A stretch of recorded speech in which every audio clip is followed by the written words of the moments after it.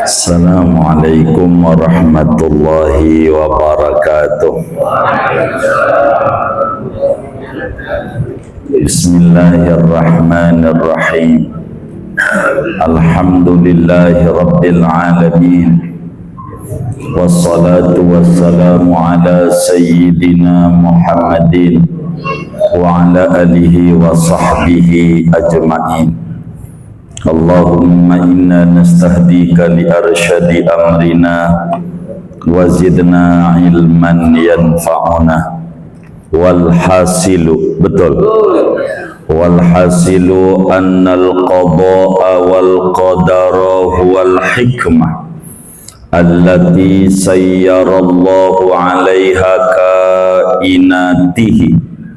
Adapun kesimpulannya yaitu bahwasanya qada dan qadar itu merupakan hikmah ilahiyah yang mana Allah perjalankan atas hikmah itu akan segala ciptaannya. Falaysa bil ittikali walaysa bil imkani ta'lilu kulli hadisatin taqa'u, maka tidaklah mungkin memberikan alasan pertanyaan kenapa dalam setiap peristiwa yang terjadi. Falaisa lana an naqula, maka tidaklah layak bagi kita bahwa kita berkata lima lam yahulla subhanahu bainal mar'i wal maksiyati, mengapa tidak Allah halang-halangi antara orang dan maksiat. Wala antaqula, dan tidak layak bahwa kau berkata lima khalaqa syarra wa naha anhu, mengapa Allah ciptakan keburukan dan Allah larang dari keburukan. Fa innahu subhanahu la yus'alu amma yaf'al wa hum yus'alun, maka sesungguhnya Allah subhanahu wa ta'ala yaitu tidak ditanyai dari apa-apa yang ia perbuat, bahkan mereka makhluklah yaitu yang akan ditanyai tentang apa yang diperbuatnya. Wallahu a'lam bishawab. Saudara-saudara sekalian yang mulia, setelah kita mengkaji tentang rukun iman yang keenam, yaitu percaya kepada takdir, dan kita telah mempelajari bahwa yang namanya qada adalah pengetahuan Allah tentang apa saja yang akan terjadi pada makhluknya di masa mendatang, sedangkan qadar adalah mewujudkannya Allah segala sesuatu pada kadar yang ditentukan dengan cara yang tertentu sesuai dengan ilmu, iradat dan kudratnya Allah. Maka malam hari ini saudara, kita berbicara tentang kesimpulan. Sebelum berbicara kesimpulan, perlu difahami oleh kita bersama bahwa keimanan kepada takdir ini, takdir saudara, ada beberapa tahapan. Ada namanya maratibul qada wal qadar, tingkatan, tahapan berbicara qada dan qadar. Yang pertama ada namanya martabatul ilmi, tahapan ilmu namanya. Apa itu tahapan ilmu? Artinya Allah subhanahu wa ta'ala mengetahui secara global maupun detailnya terhadap makhluknya di masa mendatang sebelum terjadinya. Apa saja yang ada di jagat raya ini tidak lepas daripada pengetahuan Allah Subhanahu wa ta'ala. Namanya disebut martabatul ilmi. Apa aja? Yang kedua, sesudah diketahui saudara, ada namanya martabatul kitabah, tahapan penulisan. Artinya Allah Subhanahu wa ta'ala telah tuliskan segala sesuatu sebelum terwujudnya. Apa aja? Semuanya sudah ditulis di Lauhul Mahfuz. Dalam surat Yasin, wa kulla syai'in ahsainahu fi imamin mubin.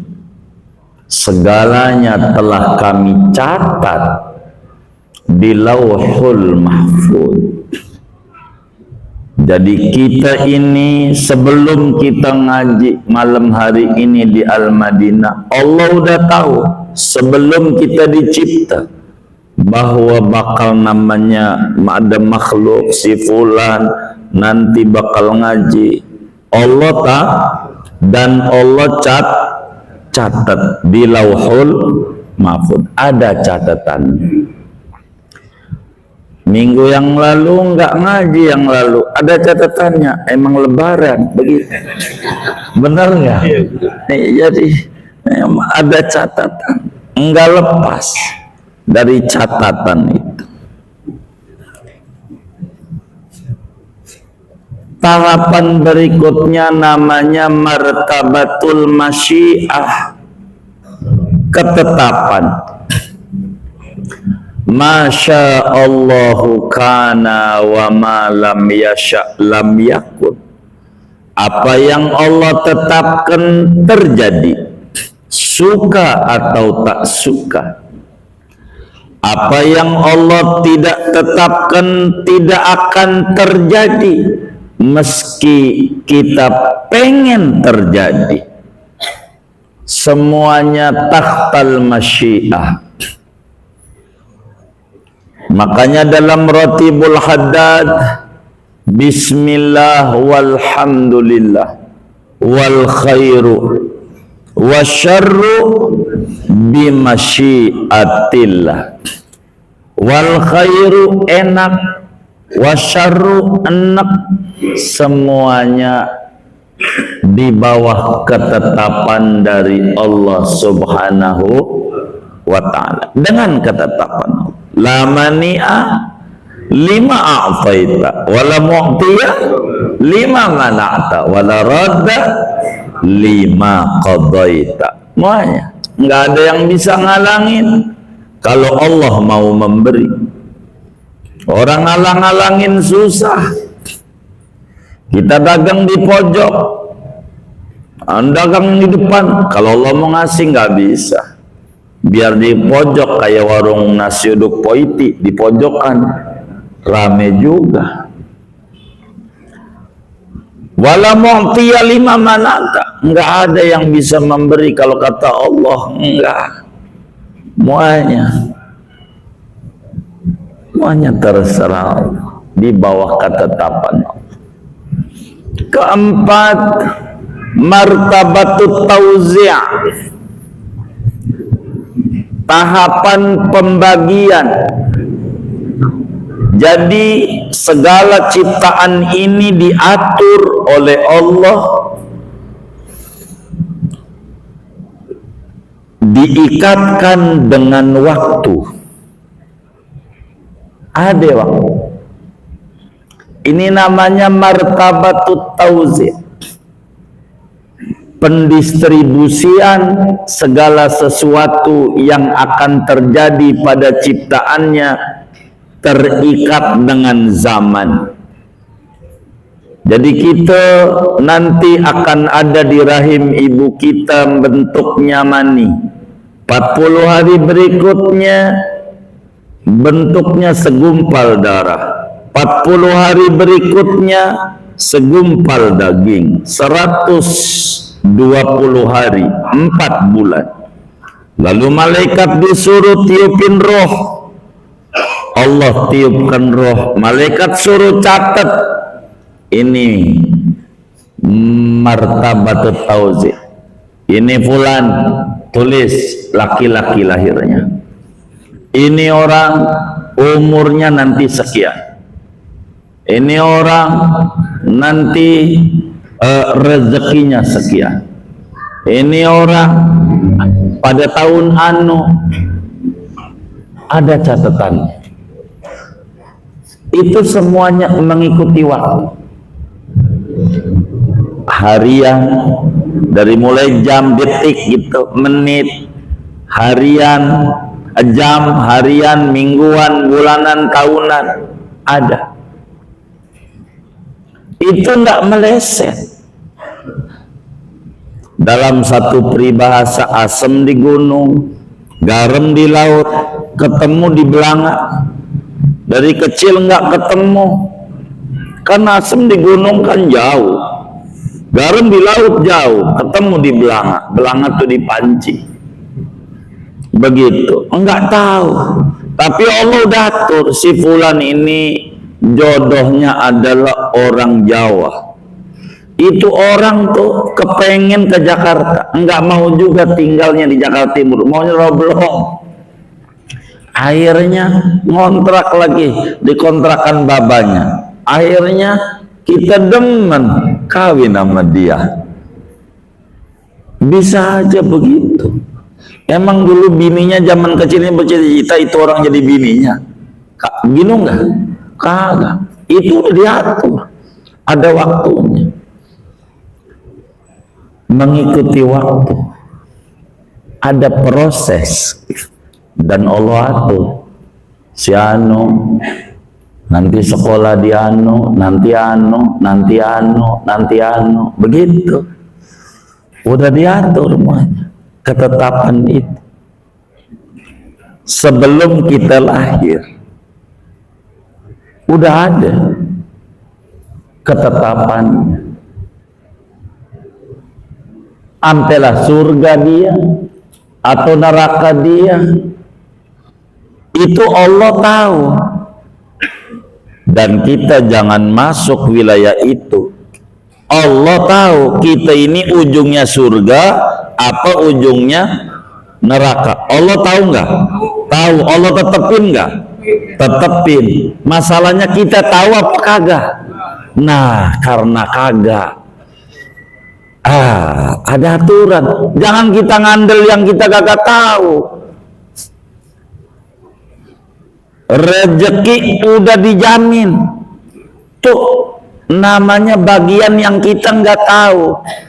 Wajib kita imani. Rezeki kita dijamin. Ada terusannya. Ada rezeki buat orang malas, ada rezeki buat orang rajin. Sama apa beda? Loh, kita aja tahu. Jangan kita ngandel begitu. Yang kayak begitu. Kita yang kelima namanya martabatul ijad, mewujudkan sesuai dari program yang ada, diwujudin tuh sama Allah. Si anu tadinya dagang mau rugi, kemudian wiridnya di makam luar Batang Habib Hussein. Akhirnya dia khusyuk doanya, akhirnya dia berubah mau rugi jadi untung. Ada catatannya, dan kita nggak bisa lari dari catatan itu. Ini namanya qada dan qadar. Ada martabat. Oleh karena iman dengan qadar ini masuk pada beriman kepada yang gaib, yang kita tidak tahu, tidak lihat. Alladzina yu'minuna bil ghaibi. Orang bertakwa itu orang yang beriman dengan yang tak nampak. Qadar ini bagian daripada iman kepada yang gaib. Buah dari iman kepada Allah, kita harus percaya pada ketentuan yang Allah atur sebagai skenario yang maha luar biasa di dalam mengatur alur kehidupan makhluknya. Begitu. Semuanya skenarionya ada. Dari seorang sutradara yang maha agung mengatur segala yang di jagat raya. Maka bila kemudian menyimpulkan takdir, takdir ini apa? Nah, inilah kajian kita malam hari ini, kan begitu.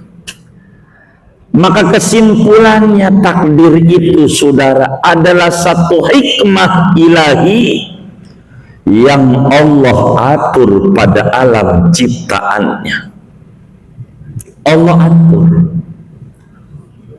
Maka tidak boleh kita bertanya mengapa, kenapa, jikalau. Itu enggak, bukan bagian kita. Kenapa Allah? Kenapa Allah? Tidak boleh kita bertanya setiap peristiwa. Apalagilah kita dalam maksiat bersandar pada takdir Allah. Dulu ada seorang ulama besar dari kalangan sahabat Rasulullah sallallahu alaihi wasallam. Al-Faruq gelarnya, digelari oleh Nabi Yuna Muhammad sallallahu alaihi wasallam. Sayyidina Umar bin Khattab, waktu ada pencuri terbukti bersalah dan mengikuti acuan undang-undang aturan syariat Islam, mau dipotong ini tangannya. Si pencuri bilang, Umar, mengapa mau dipotong tangan saya? Bukankah saya mencuri ini takdir Allah? Begitu dia bertanya. Kalau Allah nggak takdirin saya mencuri, maka saya nggak bakalan mencuri.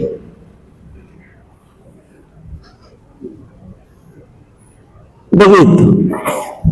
Maka Sayyidina Umar bin Khattab radhiyallahu ta'ala, saat dibilang kayak begitu, saudara,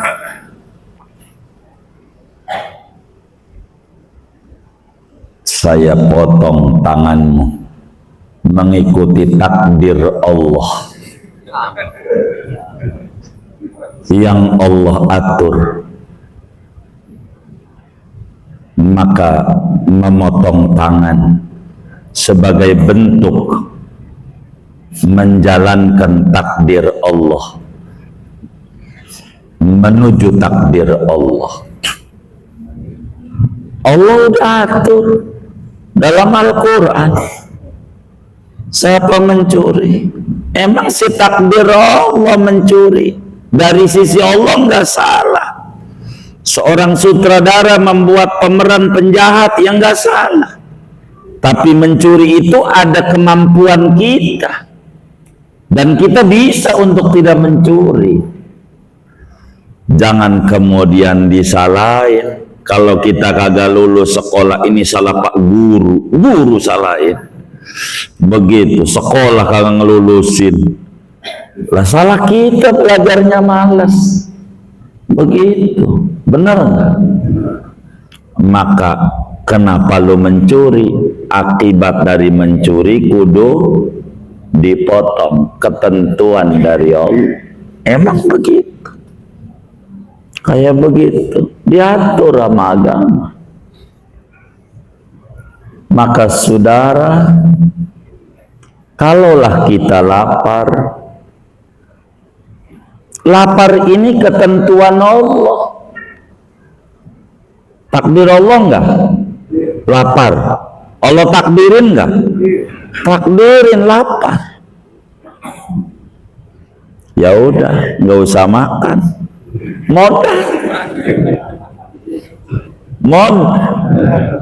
enggak? Modal. Maka lapar ini takdir Allah, kudu ditolak dengan takdir Allah. Namanya makan. Supaya muncul takdir Allah, kenyang, maka lapar takdir Allah. Ditolak dengan takdir Allah, apaan? Makan. Menuju takdir Allah, kenyang. Begitu. Sakit takdir Allah. Udahlah, gua mau udah takdirnya gua sakit, udah tidur aja. Ini namanya kagak ngerti tentang qada dan qadar. Hah? Iya, biar paham ini. Pokoknya jangan dikomentari dulu ya. Keputusin orangin ya. Guru kita, maafin. Kita lah, apa tuh lagi tuh? Kita sakit. Sakit ini takdir, kudu lari menuju takdir Allah. Dari sakit nih, apa tak menuju takdir Allahnya? Sembuh dengan cara takdir Allah, berobat. Maka kita takdir Allah ditolak dengan takdir Allah, menuju takdir Allah.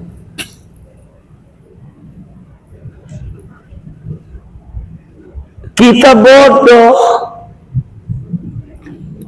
kudu ditolak ini bodoh, menuju takdir Allah. Apaan? Ya pinter, dengan takdir Allah nolaknya. Apaan? Belajar. Maka ana adfa'u qadarallah biqadarillah ila qadarillah. Aku tolak takdir Allah dengan takdir Allah menuju takdir Allah. Kita rugi, ditolak ini rugi. Dengan apa? Dengan yang semangat. Orang diberi kemampuan akal, iklan. Orang Ramadan aja masih 2 bulan lagi iklan Rasulullah. Baru juga masuk Rajab. Allah barik lana fi Rajab wa Sya'ban wa balighna. Masih lama Ramadan. Begitu. Orang kagak iklan, dagang diem aja. Lah ngapain punya HP? Iklan. Begitu. Begitu. Orang aja iklan. Begitu.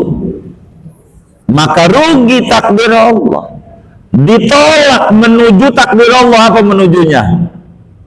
Menujunya apa? Untuk dengan takdir Allah, kerja yang semangat. Begitu. Maka kita tidak boleh kemudian itu nyandar pada takdir ketika maksiat. Gua ini mabok, takdir Allah. Begitu kata dia. Kalau Allah kagak takdir, gua kagak mabok. Yang kayak begini nih, cara nyelamatinnya jorokin dari lantai 2 Al-Madinah. Dari situ tuh. Dia marah. Marah nggak kira-kira? Marah nggak? Marah nggak kira-kira dijorokin? Marah. Loh, ini takdir Allah. Gua jorokin lu, jangan marah sama gua. Marah sama Allah. Tapi pakai tangan lu. Ah, itu dia. Lu mabuk kemauan lu. Lalu ngapa yang disalahin Allah? Lu yang mabuk. Begitu. Karena manusia ada kudrat lokal, kemampuan lokal untuk melangsungkan atau tidak. untuk mengerjakan atau tidak mengerjakan. Itu begitu.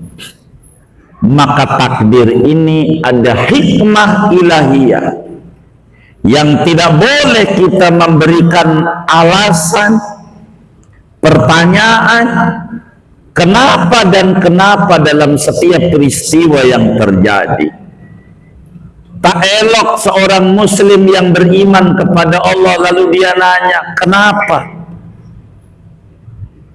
Allah begini, kenapa? Allah tidak ditanya tentang apa yang diperbuat. Justru kita yang bakal ditanya. Dulu Imam Al-Asy'ari berdialog dengan Al-Jubba'i. Dia kata Imam Asy'ari ada 3 orang bersaudara, 3 bersaudara, kakak, sulung, tengah, dan bontot. Sulung, tengah, dan bontot. Nomor 1 kakak tua. Bukan burung kakak tua ini, kakak yang mentua maksudnya. Kakak nomor 2 dan yang bontot. Yang tua ini ibadah luar biasa, hidupnya ibadah. Yang nomor 2 maksiat luar biasa, kerjaannya maksiat mulu. Kerjaannya minum-minuman, demennya tahlilan, berempat, balap 6, double it, pakai batu baterai sama benang di kupingnya. Itu begitu. Nomor 2 maksiat terus. Nomor 3 mati dari kecil. Mati, masih kecil mati, baru umur 2 tahun mati. Ini nanti di akhiratnya ditaruh di mana sama Allah? Begitu kata Imam Asy'ari. Dia jawab, Mu'tazilah. Ini yang tua ini karena hidup, tumbuh dan taat ibadah, maka Allah tempatin di surga. Yang nomor 2, karena tumbuh gede dalam kemaksiatan, maka Allah taruh di mana? Neraka. Yang nomor 3, karena mati masih kecil, belum maksiat, maka ditaruhnya di surga, lebih rendah dari yang tua, karena belum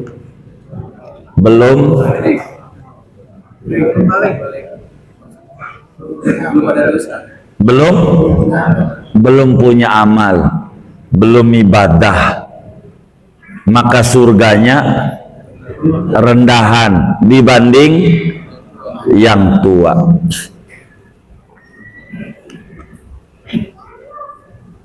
Bagaimana kalau si kecil ini nanya sama Allah, ya Rab, ngapa surga saya ini rendahan dibanding surga abang tua saya, abang saya yang tua, ngapa rendahan? Karena kamu belum beramal, belum beribadah. Lalu si kecil nanya sama Allah, ya Rabb, coba saya dipanjangin umurnya, jangan 2 tahun mati kayak abang saya itu loh yang tua, kasih umur kayak begitu. Jadi biar surga saya juga sama bang saya. Bagaimana jawaban Allah? Maka kata Al-Jubba'i dijawab, Allah bilang yang terbaik. Kalau lu tumbuh gede bakalan bengal maksiat, maka yang terbaik dimatiin masih kecil, itu yang terbaik.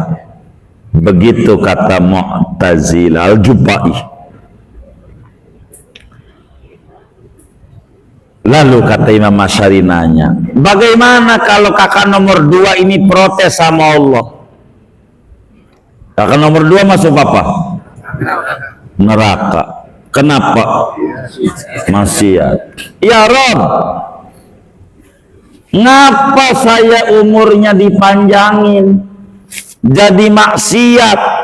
Coba saya ini kayak adik saya aja yang kecil tuh, mati masih kecil, enggak apa-apa deh, surga saya di bawah adik bontot saya, enggak apa-apa, yang penting surga. Apa jawaban Allah? Dia bingung jawabnya. Yang terbaik, sulit ngomong yang terbaik. Maka Allah kalau berbuat tidak ditanya, karena dia ahkamul hakimin. Justru kita bakal ditanyai sama Allah di akhirat. Summalatus alunna yauma idzin anin naim. Ngapa ente mampu untuk beli rokok Sampurna? Begitu. Yang sebungkusnya berapa itu? 35.000. Ngapa ente selalu Idul Adhanya istiqomah belinya arem sama tusukan? Ada yang kayak begitu? Yang mana ini orangnya? Ngapa arem sama tusukan? Rokok 35.000 mampu, mana sari 2 bungkus lagi. Begitu. Ini yang sari sebungkus ditegur juga 35.000. Dikali itu 30 hari berapa tuh? 1.050.000. 1.050.000.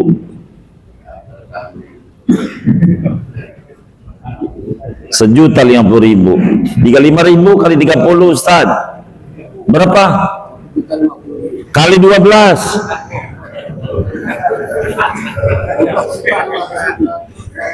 Tuh. 1.050.000 sebulan kali 10 bulan berapa? 10.500.000 kali setahun 12 juta. Tuh 12.600.000. Kalau buat beli kambing tuh dapat berapa kira-kira? Kalau belum 3 dapat 3. Baik, lu beli rokok hari ini, besok beli rokok, besok kalau di kaleng kongguan itu dapat seekor kambing. Ngapa buat rokok lu mampu, buat kendaraan lu di akhirat kagak mampu? Belinya areng mulu sama tusukan. Ada yang ngerokok nggak di sini nih? Bakal dicolok-colok tuh. Tuh begitu. Alhamdulillah tahun ini ningkat, kebeli kipas. Masih kipas lagi. Areng tusukan kipas itu masih gede juga. Ngapa motor NMAX kebeli kendaraan dunia? Buat kendaraan lu di akhirat saya kebeli. Kan ku beri nikmat lu duit. Itu bakal ditanya kita di akhirat. Summalatus aluna yauma idzin anina. Nikmat-nikmat ditanya. Maka takdir kita jangan bilang kenapa dan bagaimana. Jangan menggugat Allah. Sebab yang namanya takdir, qadar, ada 2 bagian yang harus kita pahami. Qadar bermakna ketetapan yang Allah tetapkan. Bila ini semuanya bagus, tidak ada buruknya barang sedikit pun dari Allah. Karena qadar ini adalah daripada Allah, dan perbuatan Allah itu semuanya bersumber dari asma dan sifatnya, dan asma Allah semuanya bagus, asmaul husna, maka fi'lullah juga bagus semuanya, indah adanya dari fi'lullah, bagus.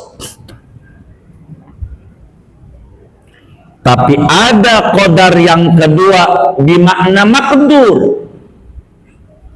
Perbuatan Allah jatuh pada kita hambanya, yang kita ini diberi kemampuan lokal oleh Allah, yang kita kerjakan saban hari.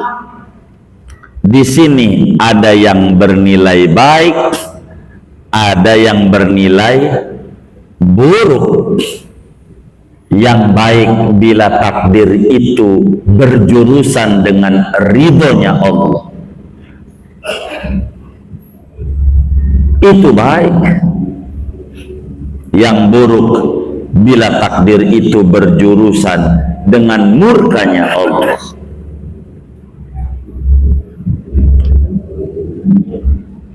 Biar kata kita pelit kayak Bang Madid gitu. Bang Madid pelit, tapi dikasih duit. Kasih duit nggak? Kenapa? Emang didemenin sama sutradaranya atau skenarionya suruh begitu. Kayak bolot, budeknya. Dapat duit nggak? Dapat. Diacungi jempol, berhasil memainkan peran. Tapi sebetulnya dia kagak bolot. Begitu, cuman orang nyebutnya bolot, berhasil orang ketipu, ngata bolot, sebetulnya kagak. Dari sisi perbuatan Allah semuanya indah. Emang Allah takdirkan sebab akibat berpasang-pasangan semuanya ada. Ketika jatuh pada kita, kita bisa ini mengelola kemampuan lokal kita untuk di bawah ngaji kayak begini. Lah bisa. Untuk di bawah nggak ngaji bisa juga. Begitu. Terserah dia. Maka larilah dari takdir Allah dengan takdir Allah menuju takdir Allah. Karena takdir adalah rahasia Allah. Jangan kita tanya kenapa Allah ciptakan kejahatan. Jangan. Keberimbangan itu perlu. Yang jadi salah, kenapa kita melakukan kejahatan? Itu salah. Salah. Peraturan itu harus ada keadilan. Yang salah dihukum, yang nggak lulus ya nggak bisa dinaikin, yang nilainya rendah. Begitu, perlu ada standar itu. Maka kita tidak boleh nanya sama Allah, kenapa ya Rabb?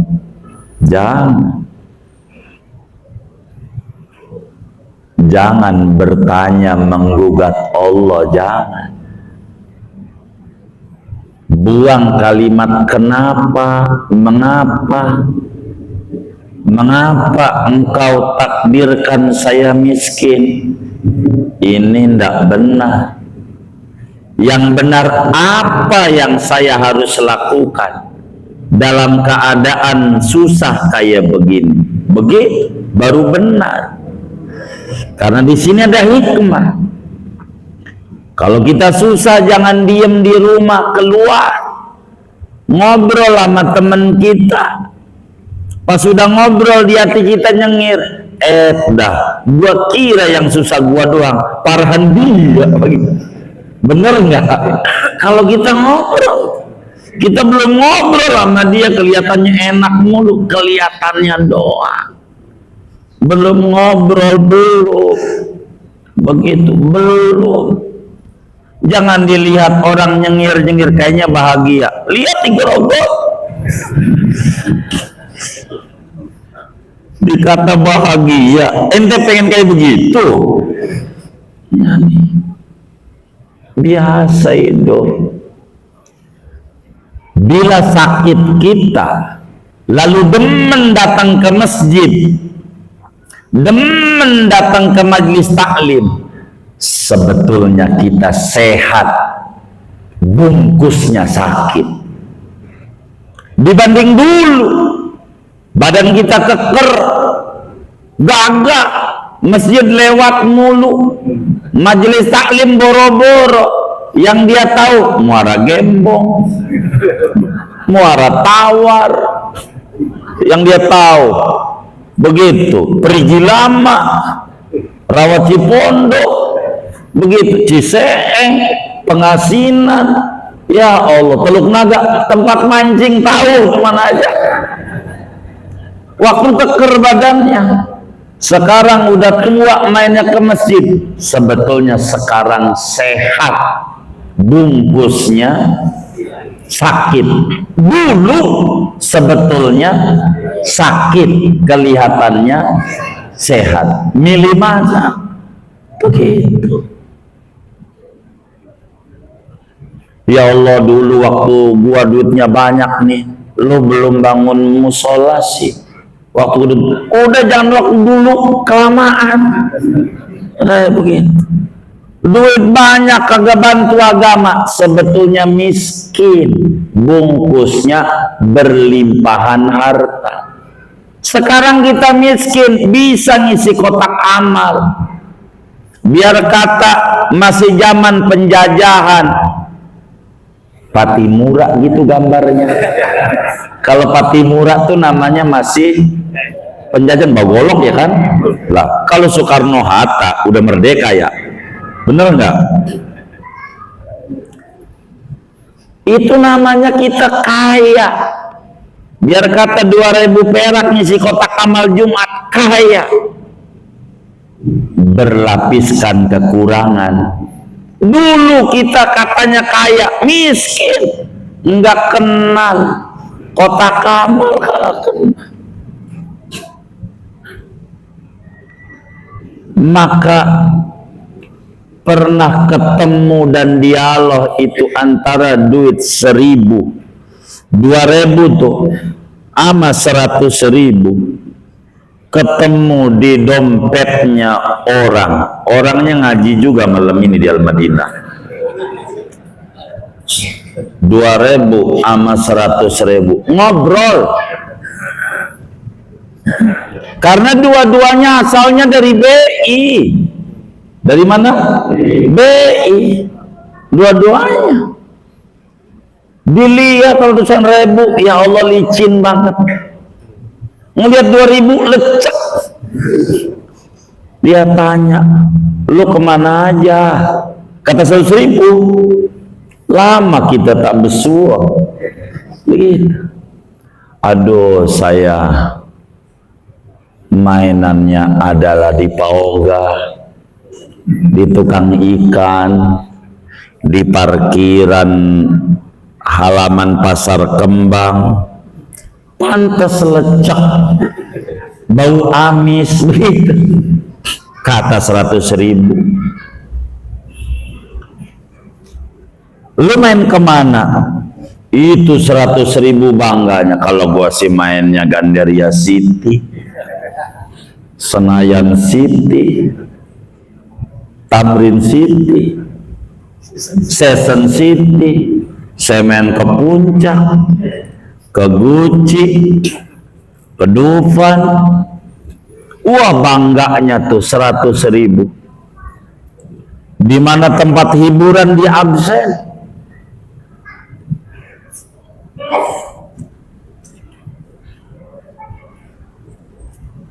Kata si 2.000, biar kata gua lecek kumel dekil, gua sih alhamdulillah mainnya masih main ke masjid. Kalau Jumat Gua main ke masjid, ke majelis, biar kata gua lecek, dekil, kumel, asin, amis, masih main ke tempat-tempat ibadah. Malu 100.000. Dia yang disebut mall, tempat hiburan, ke masjid nggak pernah.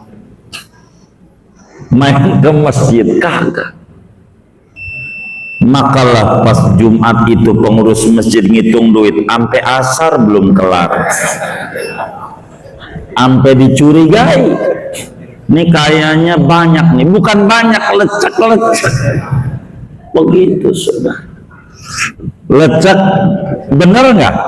Tuh pengurus tuh kayaknya bilang bener.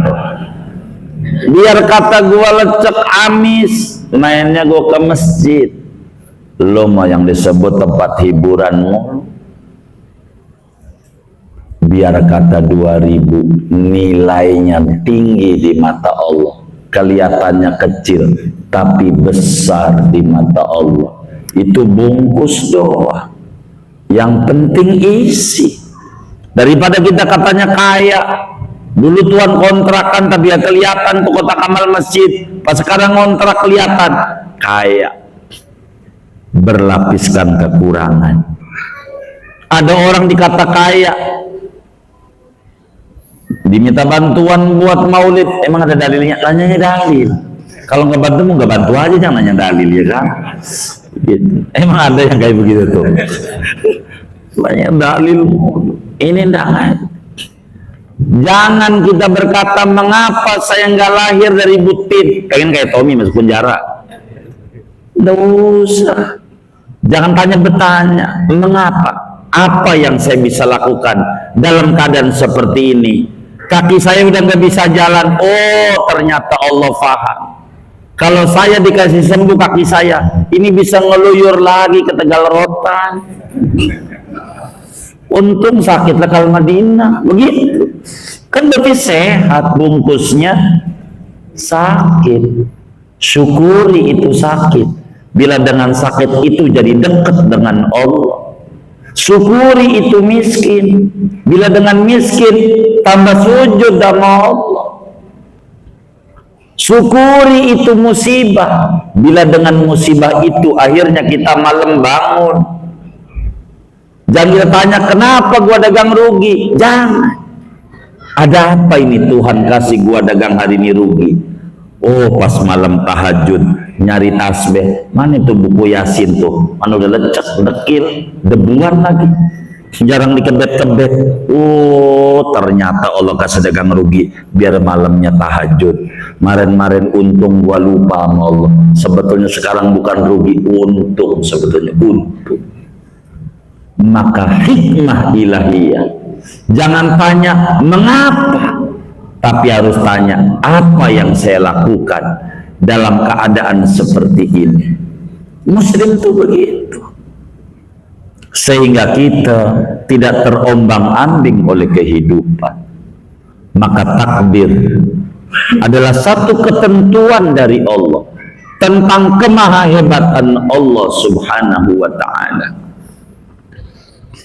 Mata a'toka asyhadaka birra wa mata mana'aka asyhadaka qahra.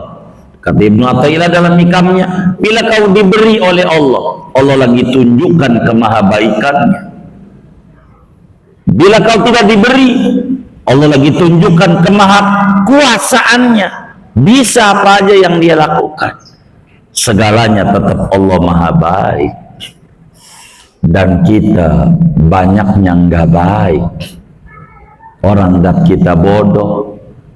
Kita mau ngaji begini karena Allah kasih taufik. Yang hebat Allah.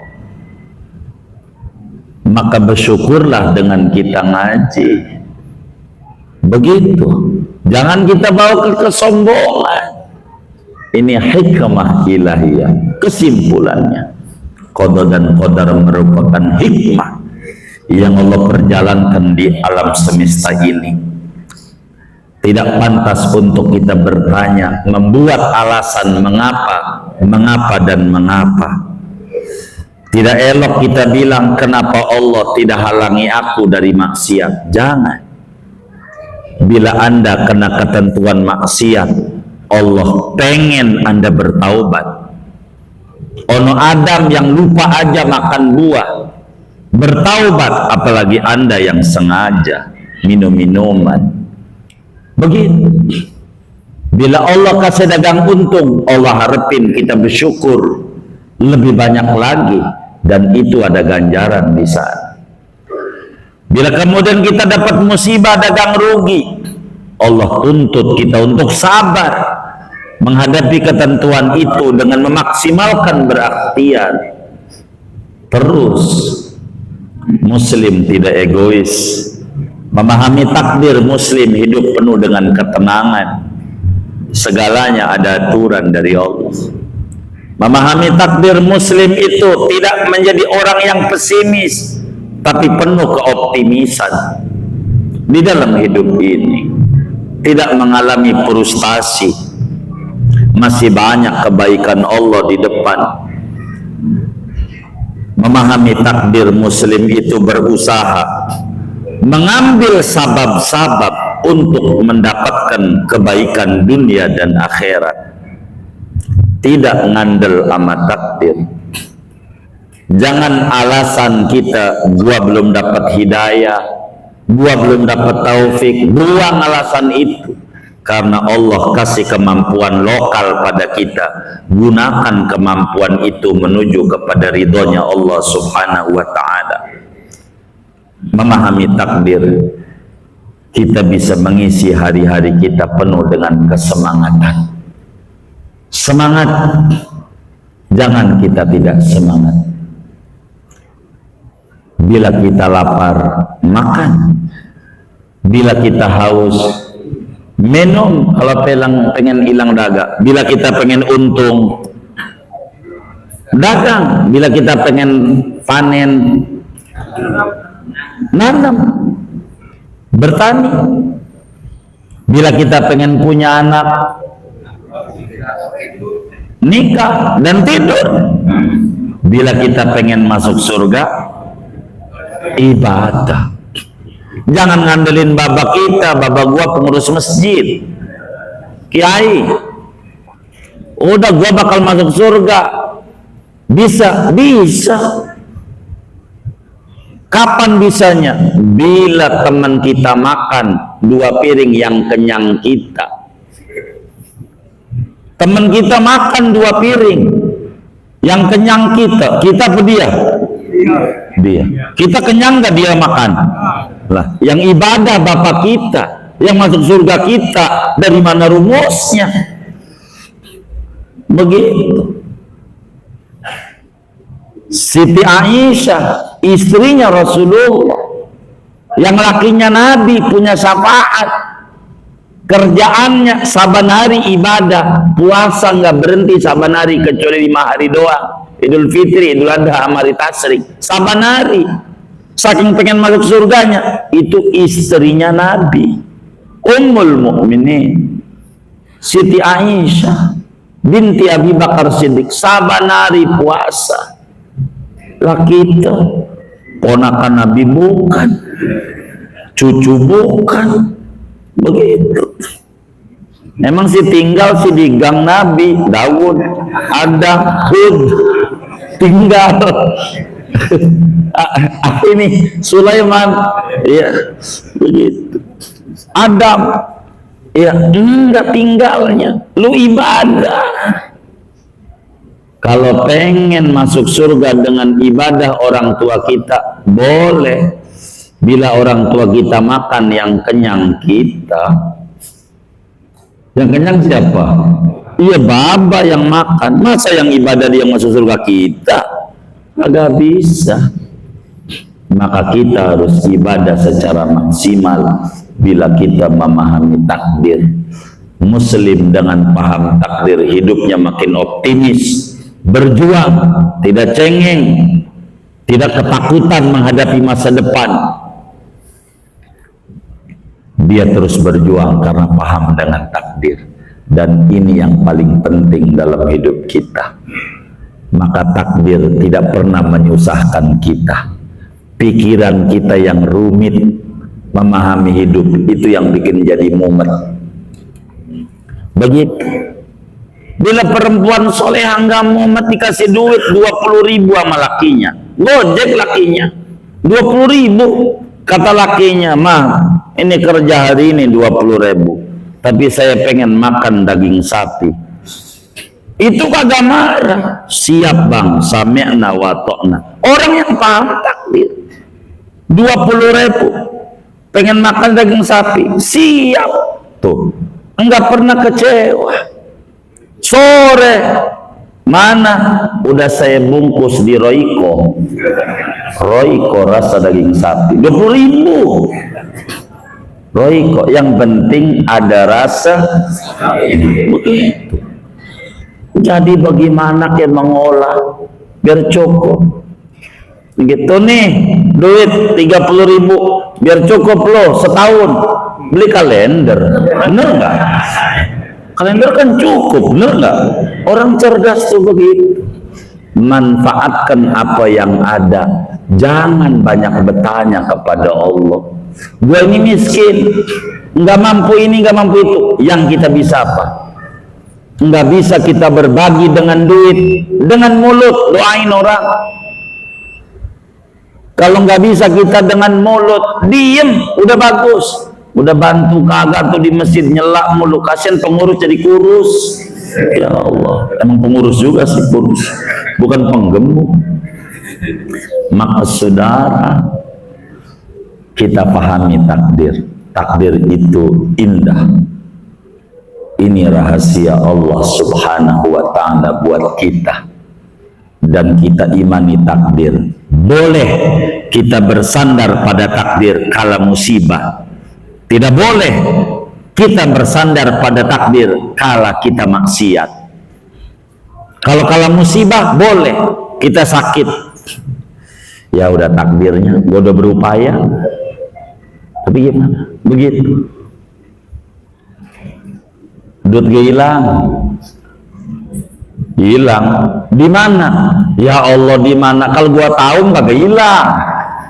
Iya, gua hilang ya nggak tahu gua nyarinya begitu. Nyari, dah. Jangan bertanya tentang Tuhan apa yang Dia perbuat, tapi tanya tentang diri kita, apa yang kita bisa lakukan dari keadaan yang ada untuk membuat Tuhan tersenyum punya makhluk kita yang diberi panjang umur oleh Allah Subhanahu wa ta'ala. Sekelumit ini aja dah. Begitu, takut sampai subuh kalau diterusin ini. Segini aja. Wallahu a'lam. Ada yang ditanya mungkin dari materi ini atau di luarnya sebelum doa, silakan. Wallahu a'lam.